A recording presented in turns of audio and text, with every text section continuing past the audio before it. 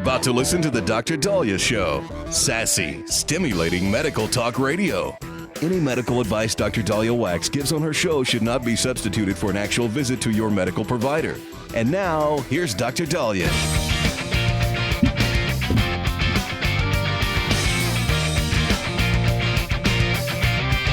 And welcome back to the Dr. Dahlia Show, 1-877-DOC-DALI, 1-877-DOC-DALI.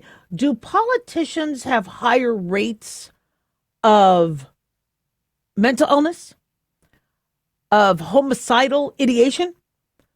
I got to tell you, I am in shock, absolute shock, that we have another case of a former politician who ends up killing his wife and then killing himself in a murder-suicide. And we keep hearing these stories of either current or prior politicians. Now, it could just be murder-suicides, and domestic violence is very common, and so it's coincidental whether they're a politician or not. But I'd like to do a study and see if you see a higher rate of those in politics. The latest horrible tragedy was Justin Fairfax, a former Democratic lieutenant governor, had killed his wife and then himself at their Virginia home on Thursday. Serena was his wife. She was a dentist. They lived in, I guess, $1 million home in Annandale. And the son found the mother. Son Cameron called 911 just after midnight after he discovered his mother's blood-covered body lying on the floor. The 16-year-old thought his dad stabbed his mom because she was lying on the ground bleeding and he could see holes in her shirt. He did not know at the time where his father was. When officers arrived on the scene, she was, from what I understand, unresponsive. I believe they thought she was dead on arrival. And then they found the father, or the husband, I believe, up in his room. He was 47 years old. He was near a firearm with a self-inflicted gunshot wound. And there are two children, one 14, one 16, now orphaned because of this horrible tragedy. The couple had been married for about 20 years. I believe they were in the middle of a divorce.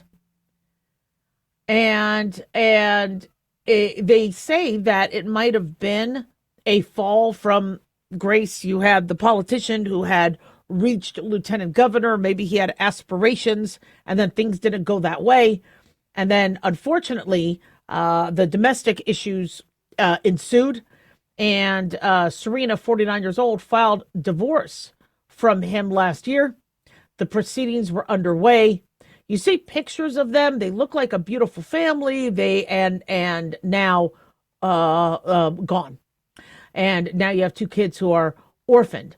I live in Southern Nevada, so we had this case with Robert Tellis, a former Clark County public administrator in Nevada, who was sentenced to, I believe, 28 years in prison for the 2022 first-degree murder of Las Vegas Review-Journal reporter Jeff German. I believe in 2015, there was an Ohio State representative, Lance Mason, I guess convicted of aggravated murder for killing his ex-wife. In Tennessee, back in the 90s, Byron Looper, convicted of murdering his political opponent. I mean, I could go on. And again, there's sadly, there's murders and murder-suicides that happen all the time in this country. But are politicians at higher risk? And if they are at higher risk, what are we doing to evaluate that? The rise to fame that some of these politicians get. You look at Hollywood and you look at people in the movies, and everybody knows who they are. They get to be famous. They get to have followings. They get to have endorsements. They get to make money, and they look like they get to live the rich life. When a lot of them also fall from fame, and then end up being poor. But with politics, it's interesting because you could become famous overnight. Sometimes in a good way, sometimes in a bad way. You run for office. Now cameras are on you. They're not on you if you aren't leading. But if you are a leading candidate, all eyes are on you. Now you get the camera, you get the media attention. If you win, you get the votes, you win. Now you hold a public office. Again, you're back on camera. And for some people who don't know how to manage that fame, when you lose it, when you're out of political office, nobody knows you exist. I knew somebody who went through a horrible, shall we say, withdrawal from that attention, such that she became very, very sick in the head. And I don't want to go into too many detail, but I mean, she was hurting others, and she was just acting as somebody who would with an addiction personality as it pertained to the media. And it was scary to see that sort of behavior, but that sort of behavior is out there. And then unfortunately, they may blame their family members for their lack of success. And I don't know what anybody could be thinking of when they decide to murder the mother of their children. Obviously, he was in a state of either psychosis or delusions, or I mean, nobody with the right mental mind and the mental health would do that. But we start to see, if you look, look at Swalwell. I mean, he had to have something going on mentally for him to be with Fang Fang, right, the Chinese spy, for him to have admitted, so to speak, to wronging his wife, possible infidelity, and then now you have these sexual assault and rape claims against him. These politicians might be ripe, sadly, for having some severe mental illness. And if Swalwell is later found guilty of rape and choking, what the hell is going on? Who else are we paying our tax dollars for to be there and be hurting others? I hope the Fairfax family can find strength in this very difficult time, and I hope the two children are able to recover. It's Cameron, who's 16 years old, and 14-year-old Karis. They were home at the time of the murder. Thank God they were unharmed. Sadly, we've heard time and time again of some of these murder-suicides where somebody takes the whole family with them. I hope to God that this never happens again. But, somehow we got to be checking on these politicians that are no longer politicians. 1-877 Doc Dolly, don't go away.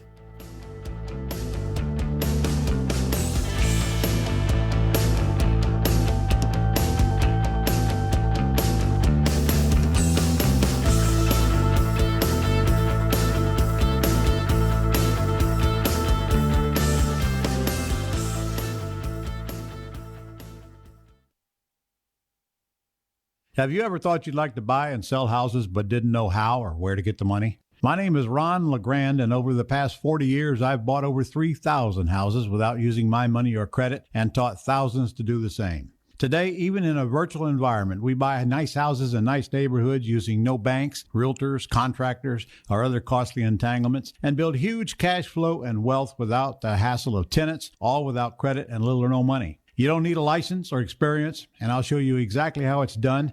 Text FREE to 99799, and I'll send you my free training. I promise you I'll change the way you think about real estate and open the door to a new lifestyle that doesn't involve risk or rehabs and can quickly replace your current income. Text FREE to 99799, and let me show you how to take your life back and build cash flow and wealth from your home. That's FREE to 99799. Again, FREE to 99799. Hi, it's Mark Falter, host of the Financial Fitness Show. I strongly believe that no one should ever pay 1 penny more in taxes than they are legally obligated. Unfortunately, for most hardworking Americans, this just isn't the case. Why? Because most people spend more time planning next weekend's getaway than trying to ensure they're going to pay less in taxes. My financial fitness team has put together some materials that I know are going to help you. It's the Tax Savings Kit. Tax Savings Kit includes 3 things: free tax analysis, top 10 ways to pay less in taxes, and an investor's guide to taxes. Now, how do you get it? Simple.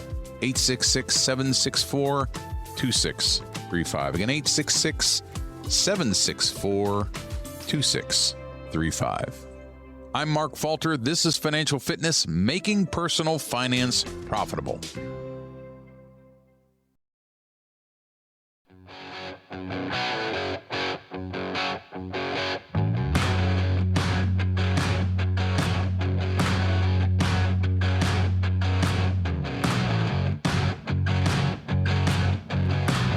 And we are back on the Dr. Dahlia Show. Thank you all for tuning in. 1-877 Dr. Dahlia, 1-877 DOCDALI. Big thanks to Talk Media Network for making the show happen. Big thanks to Daniel, our producer, and big thanks to y'all for tuning in. We really do appreciate it. Don't forget to follow us on Twitter or X at Dr. Dahlia, Facebook, The Dr. Dahlia Show, and on YouTube, click like and subscribe.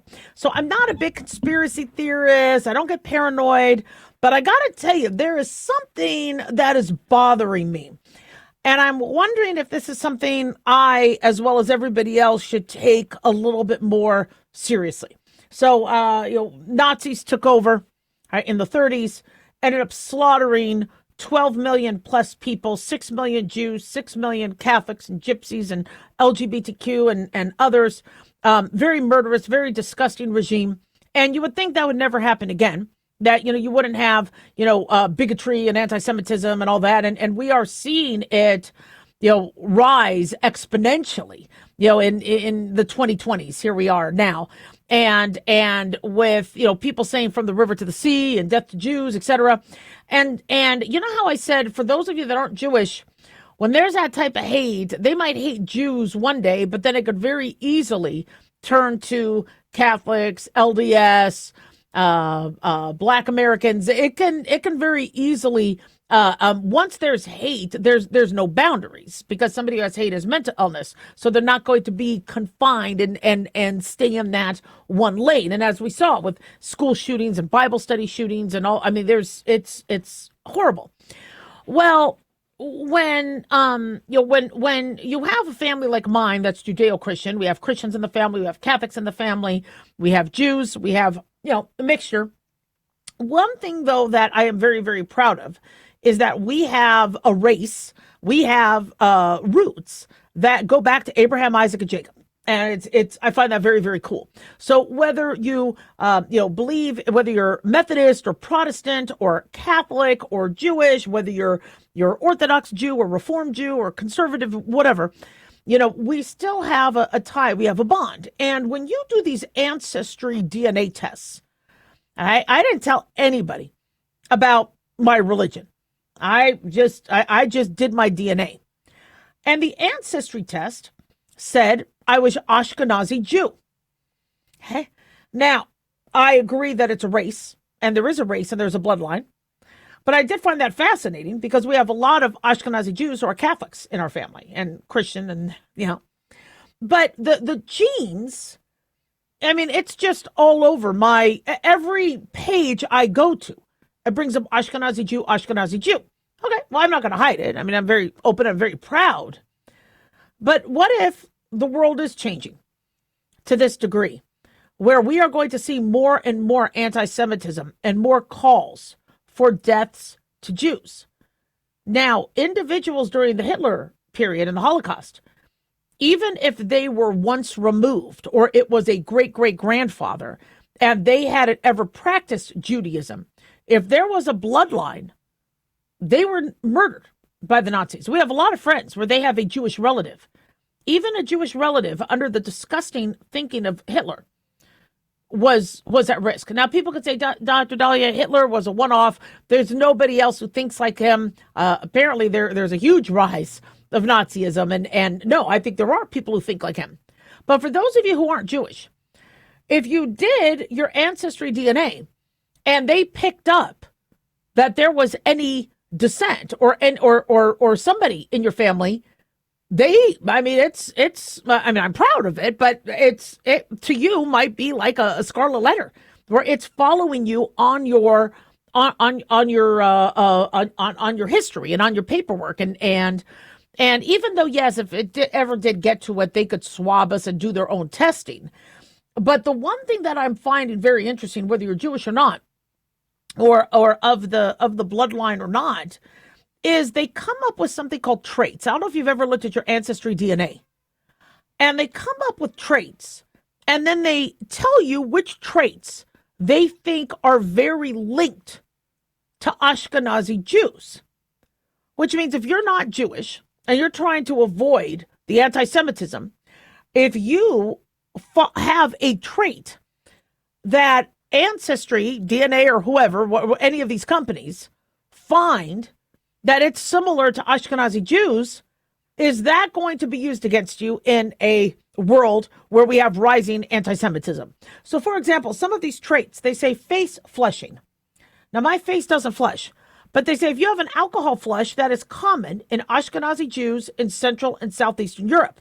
Now, a lot of Asians may have the flush from the alcohol dehydrogenase, lack of metabolism of the acetaldehyde. They might have alcohol dehydrogenase deficiency, the enzyme. Then they get a rise in acetaldehyde, and then they might flush with alcohol. But it's interesting where they say, well, alcohol flushing could be a sign of that. So what if we do end up having a post-Nazi regime that or other sort of anti-Semitic regime that says, I want to see if you're Jewish, are they going to do this flushing test? Able to smell asparagus metabolites. They say that's supposed to be much more common in Ashkenazi Jews. They said you're likely to drink a lot less caffeine than average.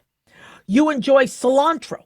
I'm sorry, everybody and my Latino family, we all love cilantro. You're telling me that that's a quote-unquote Jew thing. Unlikely to have a cleft chin like the Viggo Mortensen or the Kirk Douglas chin. Unlikely to have a dimple, which is very interesting because wasn't Kirk Douglas Jewish? So I found that kind of fascinating. They say earwax. Now, I rarely have earwax. My ears are dry. But they say wet earwax is more common. Blue eyes. Now, I have blue eyes, but you could have blue eyes if you're from Northern European descent. Longer eyelashes. I have longer eyelashes, although now I even add some extra. If your index finger is longer than your ring finger, all right? Mine isn't. I think mine are the same size. Unlikely to have flat feet. See, I do have flat feet. So that's interesting. When they talk about good in sports, let me see. There was something likely to enjoy dancing. I do like to dance. Unlikely to get cavities. I don't get a lot of cavities. There was something in here. Okay, less naturally athletic. Apparently, okay. I know there's been jokes about this. The Airplane movie made jokes about it. But if you don't have athletic ability, are you going to be rounded up? I mean, this is kind of frightening where they're coming up with traits based on your genealogy. I'm not saying you need to worry so much about that, but the fact that they're coming up with traits based on your genes, in fact, they give some people an out. They say, is your DNA different, but you're related? If you don't, you could let them know that, do you get a runner's high? I get a runner's high. How is your speed? Do you enjoy spicy foods? A non-sneezer? Do people sneeze in the sun? They say Jews are less likely to sneeze. So this is kind of odd to me because even though I do think you have the Jewish religion, Catholic religion, Muslim religion, etc., you do have the a bloodline, and Christians and Jews are related by bloodline because of Abraham, Isaac, and Jacob. But as we are watching these political candidates, and these anti-Israel and anti-Zionistic rhetoric, the more they become a majority, it could very easily turn into, as I discussed last week, could slavery ever happen again? Absolutely, because we're already seeing slavery happen. We saw Hamas take Jews out of Israel and make them slaves and sex slaves and torture them. We see the human trafficking. We have evil people among us. And there's this, everybody's really excited to do their ancestry and all that, but I'm wondering if this is going to be used against us later. Now, I'm proud of who I am. You want to come to me? I got guns. I dare you. But for the average person who's like, look, I got genes. I'm proud of my genes. Love my family tree. I'm just interested in my family tree to see what's going on. A lot of people took it so they could see if they could qualify for a scholarship, right? And so yes, it was. And I remember there was a Christmas present discount where you could do it for $50. And I think it's fascinating. I also think it's fascinating how you could have genetic testing to see what you're prone to. In terms of high cholesterol or colon cancer. I think it's very important. But the fact that it keeps bringing up Ashkenazi Jew, even though a lot of my family looked more Sephardic. and they had the darker skin. They were tan. They loved the more Mediterranean. They were more Mediterranean than they were Northern European. We live in a world now where we think that where none of history is going to repeat itself, and history is repeating itself. So maybe before you do your genetic testing, just give it a thought, and think about if that's going to help you or hurt you. 1-877-DOC-DOLLY. Don't go away.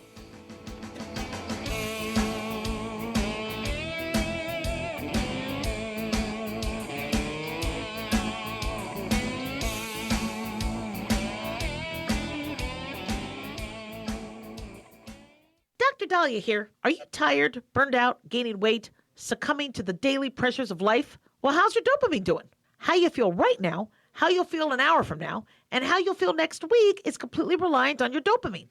Our daily motivation and willingness to push through challenges depends on the intricate chemical process dopamine provides. Christian Kalikas and I created Deploying Dopamine, a book that tells you what dopamine is, when it dysfunctions, and how to successfully deploy it when needed. Find Deploying Dopamine on Amazon today. Check it out. Increase fuel economy up to 7.9% with Hot Shot Secret Gasoline Extreme, the solution to maximize your engine's performance and fuel economy. Whether you're driving a sports car or a daily commuter, Gasoline Extreme is specially formulated with PEA to deep clean. Don't settle for an average driving experience. Upgrade to Hot Shot Secret Gasoline Extreme and go further on each tank. Order now on Amazon or HotShotSecret.com. Hot Shot Secret, powered by science.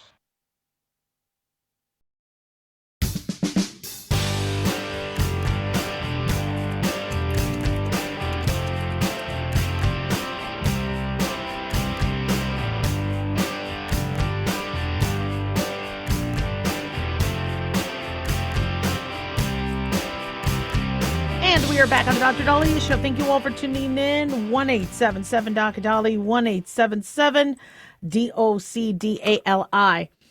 So one of the most powerful lobbies, the most powerful groups of individuals, they don't understand how powerful they are, but I got to tell you, sometimes they really need to wield it, are the parents of kids. And I got to tell you, they could be loud, they could be proud, and they could sometimes get stuff done. Apparently, there are a bunch of parents that are a little ticked off at how schools are going to Chromebooks, MacBooks, iPads, and they want to have their kid opt out of the electronics and use a pencil and paper. They want their kids to go back to old school.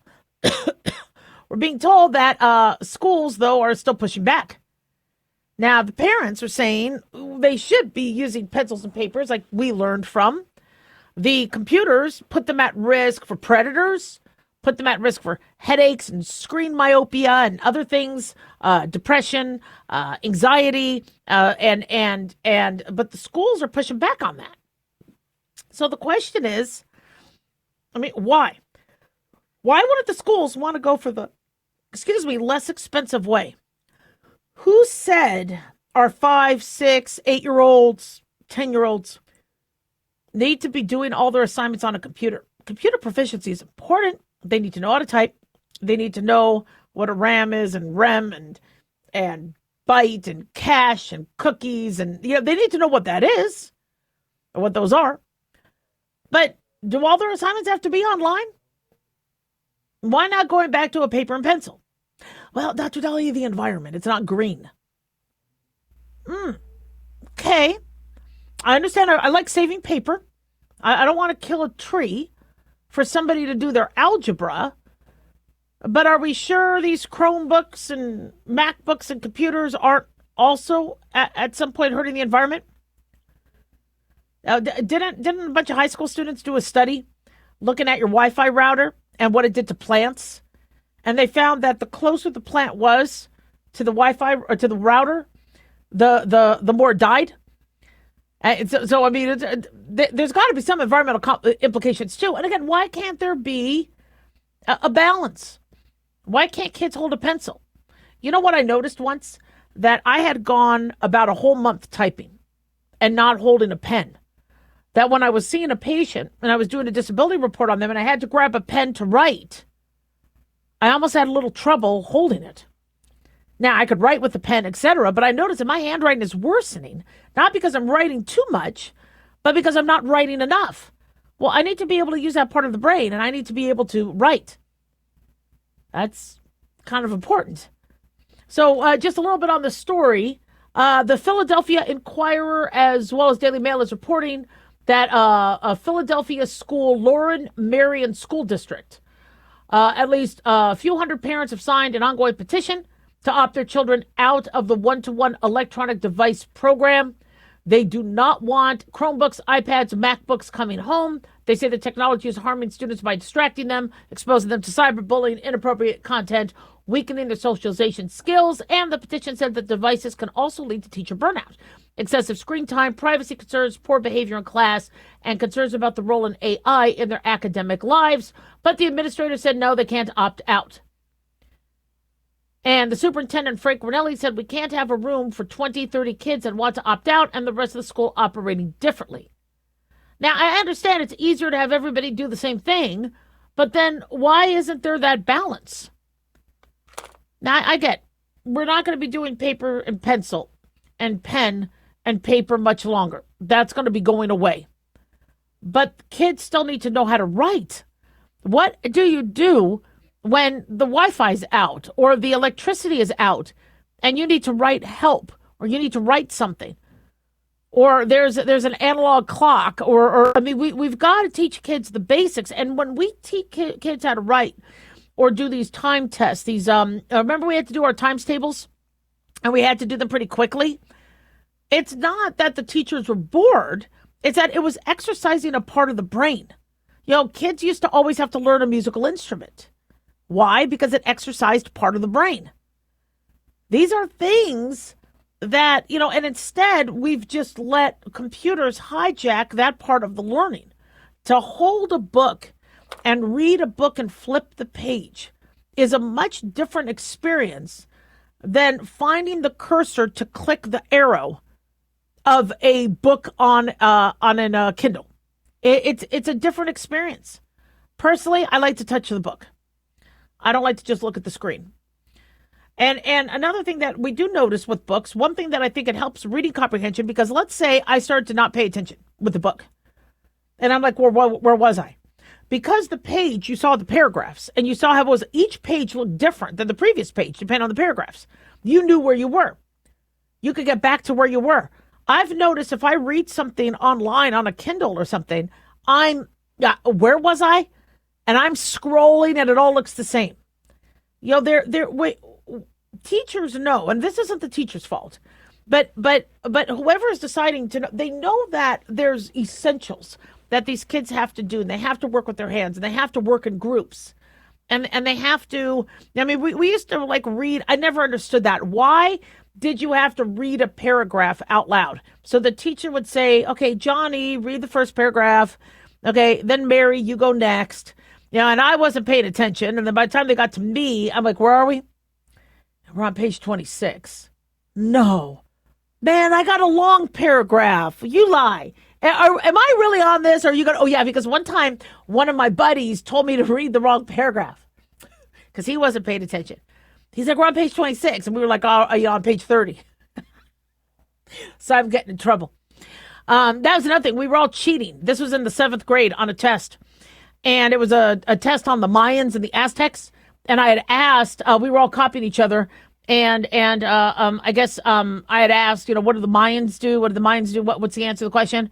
And it was a fill in the blank. And this girl, gosh, I remember what she looked like. I don't remember her name. She says they swam and ate tomatoes. Well, everybody was copied off of me because I got the highest score in class, but I still, like to cheat in class. So, Dolly, what's the answer? I guess they swam and ate tomatoes. Okay, so everybody, so the next day, teacher says, I know you guys cheated. Like, how? We all studied. She said, because 80% of you had swam and ate tomatoes. And the girl that gave me that answer was just laughing. By the way, kudos to her. I am impressed. Okay, I was pretty impressed. I didn't get mad at her. That was pretty impressive. I almost wish I would have thought of that, because now you get the whole class in trouble for saying that the Mayans swam in 8 tomatoes as an answer on the test. But that was a learning experience.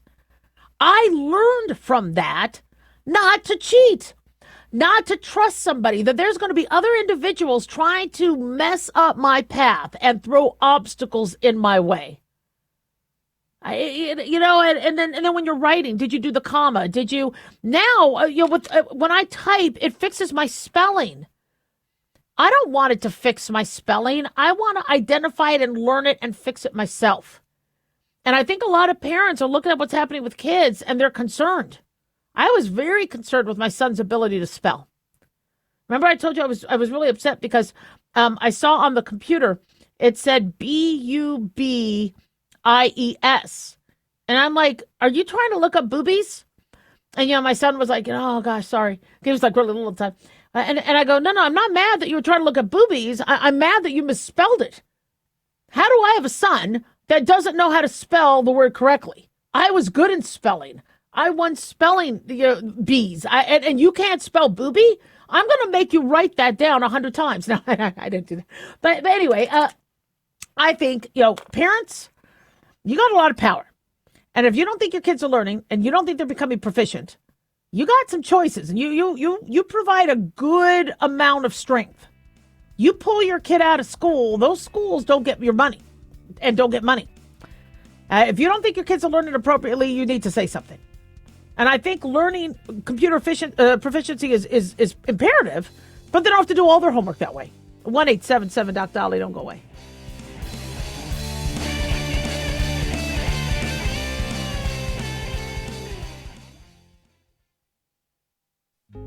Hey guys, it's Clyde. We've had a lot of requests for Ground Zero merchandise, so we put together an online store with a big variety of high-quality items. I'm really excited to let you know about these things. We have a lot to offer you and your loved ones. In addition to our regular apparel, such as t-shirts, beanies, hoodies, and hats, we've expanded our product line with posters, flags, aprons, mugs, and a whole lot more. We also have Ground Zero collectibles, along with a limited edition of items like a Clyde Lewis canvas portrait, a Ground Zero embroidered jacket that will certainly make for great gifts and for interesting conversations with family and friends. And we now offer publications such as Ron Patton's book about mind control, MK Zine, and back copies of the official magazine of Ground Zero while it was in print. Paranoia, the Conspiracy Reader, also coming in 2023, are updated and revised books that I've written. There's a secure and easy-to-use shopping cart for your purchases. So shop today at our official store by going to groundzeromerch.com. Again, that's groundzeromerch.com. Hey, America. How tired are you of mainstream corporate media's biased narratives and manipulated news? Their dishonesty and attempts to influence this generation have been exposed, put on display for anyone who's even half paying attention. But the New American Magazine has been an honest source of news and commentary for over 50 years. This is your opportunity to receive the stalwart of principled journalism at a deep discount. Picture a beautifully published magazine arriving at your doorstep twice a month, packed with insightful stories written with integrity. It's also available digitally on the New American's mobile app. Get up to speed with intelligent coverage from a freedom perspective. Right now, for a limited time, the New American is available to radio listeners at a 25% discount on a new subscription. Visit thenewamerican.com/radio25 and receive 25% off. Subscribe today at thenewamerican.com/radio25.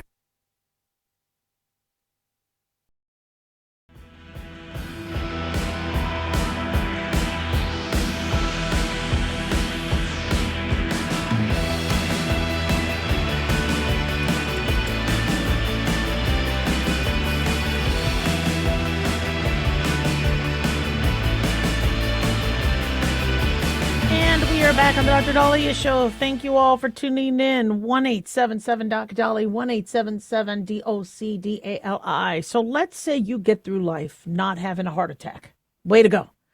Let's say you could get through your years without getting cancer. That's fantastic. Well, for those of us that might be able to bypass those landmines, right, and be able to make it through, right, to our senior years, happy and healthy, what could be waiting for us? Dementia. What type of dementia? Well, there's multi-infarct, there's a variety of different neurodegenerative disorders, but Alzheimer's seems to be the most common. And here we are in 2026, hoping that we have all these medications out there, that all these breakthrough drugs. And unfortunately, we're finding out that they're falling short. Now, that's not good. According to BBC News, that there's these breakthrough drugs that can cost hundreds of thousands of dollars, unlikely to see much benefit for Alzheimer patients. They said antibodies similar to the body that are supposed to attack the brain, or viruses and bacteria, are now being trained to attack the amyloid protein buildup. So what some of these studies have done, or some of these medications have done, is come up with these breakthrough medications where we can, almost like a vaccine, try to find the as opposed to a pathogen, the intruder, which is like an amyloid protein that shouldn't be there, grab it and remove it. And for years, the approach failed. But trials of two recent drugs called donanemab and lecanemab show that they could slow the pace of cognitive decline. This was huge. And we kind of spoke about this on the show as well. It was approved, I think, lecanemab was approved in 2023. It was an IV infusion, just as donanemab. Leqembi or Kisunla, I guess, are the brand names. Kisunla came out a year later in 2024. It was supposed to target the brain plaques, show progression. Leqembi showed a reduction in cognitive decline, so people were really, really excited about that. The Cochrane collaboration, according to BBC News, rigorously and independently analyzed the medical data. They looked at 17 studies, 20,342 volunteers of drugs that removed amyloid looked at 17 studies of drugs that removed amyloid in the brain, and it included about 20,000 patients. And they concluded that the approach does slow it down. So there's something to it, but not enough to make a meaningful difference to patients. Not to mention there were risks such as brain swelling and bleeding. Also, these medications had to be given every 2 to 4 weeks, which could be very expensive. So amyloid protein is the biggest culprit. Amyloid, tau, beta proteins collect around the brain neurons in those people that suffer from Alzheimer's. So it interrupts the signals and the electrical discharging. What the monoclonal antibodies do is they stick to the protein, and then they attract immune cells going, we got them, come here. So the antibodies then get recognized by the immune cells, and the immune cells decide to attack the protein. Now there's less protein around the neuron. It's a fantastic idea. It's brilliant, actually, to try to remove plaques from the brain. You got to, though, do it early. This would have to be instituted very early, because once plaques start to destroy the disruption and blood flow and other issues and other nutrients in the way the brain operates, then those cells die, or they're harder to regenerate. The problem is with this study, they found even though it helped, they didn't see much improvement in patients. Now, is it because the beta amyloid protein hurt whatever neurons there were that removing it didn't make that much of a difference? I don't know. And so seeing that, there's this, this, especially for a medication such as that, seeing that the results were quote unquote trivial from these 17 clinical trials and the data, looking at 20,000 patients, it's concerning. Now, that doesn't mean that we don't have enough disease modifying therapies. Okay, we might not be able to cure you, but we could slow progression. And that's our goal. The way to handle Alzheimer's, kind of how we used to handle fires. We weren't able to put out fires years ago because we didn't have trucks and that much water. All we could do is try to minimize the damage and not let the fire go anywhere else, and let the fire kind of burn through and then stop. And so we aren't going to be able to cure you, but what we want to try to do is minimize damage and not let any other parts of the brain that are healthy get hurt. And if we could keep you, cognitive and keep you functioning for as long as possible till you're 110 or 120, we would have then done what we needed to. I mean, a lot of us will have memory issues. A lot of us will struggle, cognitively, but as long as we could still take care of ourselves, be among others, be able to, do our daily activities, but once you can't take care of yourself, you can die. So it's important to be able to add that longevity. So the verdict of the analysis showing it was in people with mild cognitive impairment or mild dementia, and it found that the effects of these drugs on cognition and dementia severity over 18 months were quote unquote trivial, with improvement in functional ability small at best. Well, this is a huge blow, according to The Guardian, on this new wave of drugs that were supposed to be one of the safer forms of and easier to do. I mean, an infusion. It's going in for your infusion and then getting these monoclonal antibodies because we can't put them in pill form. Absolutely, it was supposed to be a huge game changer, and so it's frustrating. Cochrane Review drew on gold standard methods to assess the data. So I mean, this was a pretty, shall we say, valid way to look at things. So what next? Well, I mean, we have still Aricept, which are cholinesterase inhibitors, Namenda, NMDA antagonists. The cholinesterase inhibitors are known to kind of improve communication between the nerve cells. Again, I have never had a person on Aricept go from severe Alzheimer's to normal, and cured. But to slow down, it's something. Rivastigmine or Exelon is another one. There's a variety of medications out there. They're trying. But the one concern that I have is if you have a trial like this saying, look, the work you put into it, these drugs, these monoclonal antibodies, and I know they're expensive, provided minimal, if any, benefit. A lot of these pharmaceutical companies are going to be thinking twice about investing in the R&D of more of these drugs. I want there to be a success. I want there to be a golden egg. I want them to be able to, make something. One, to help with the patients, but two, to keep. Or that the problem we've been having is it's so expensive to come up with these types of medications, and for somebody to take that risk, they need to feel they need to take a gamble and hope that the drug not only passes clinical trials in terms of safety and efficacy, but that then later the media will run with it, everybody will know about it, and they'll be able to sell it. But if people are, if it's not getting out there, and so pharmaceutical reps will go to doctors and tell them, look, we have these medications, and I know politicians tried to stop that, but if there is a new medication that could work, doctors need to know about it. But it doesn't mean Alzheimer's drugs don't work. It just means that some of these game changers might not be much of a game changer yet. 1-877 Doc Dolly, don't go away.